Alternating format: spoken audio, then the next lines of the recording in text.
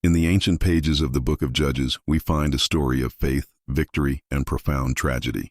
It is the story of Jephthah, a mighty warrior of Israel. The Bible tells us in Judges 11 that the Spirit of the Lord came on Jephthah, empowering him for a divine purpose.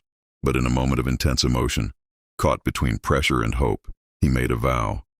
As he prepared for battle, he declared, "If you give the Ammonites into my hands, whatever comes out of the door of my house to meet me when I return in triumph will be the Lord's, and I will sacrifice it as a burnt offering." Jephthah was victorious, but the first to greet him upon his return was not an animal, but his only child, his daughter. Jephthah made a vow in emotion, and it cost him deeply. This story forces us to ask a hard question. What does it mean to be faithful? Victory doesn't require reckless promises. We should not bargain with God. Our role is to simply obey him. Jephthah was empowered by God, yet driven by impulse. Instead of trusting in the strength God had already given him, he made a dramatic, unnecessary vow. God never asked for it. Biblical scholars have debated the meaning of this vow for centuries. Some, pointing to the specific Hebrew word for burnt offering, believe Jephthah tragically fulfilled his vow through human sacrifice.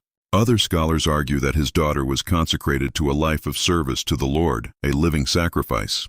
Either way, the outcome was a profound loss born from a rash promise. The book of Proverbs warns us directly about this kind of spiritual recklessness. Proverbs 20:25 says, "It is a trap to dedicate something rashly and only later to consider one's vows." Jephthah walked right into this trap.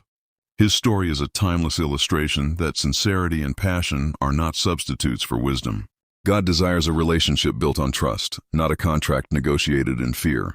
Emotion without wisdom leads to regret. In our own lives, how often do we make these dramatic, Jephthah-like vows? A student panicking before an exam vows to give up all hobbies only to burn out.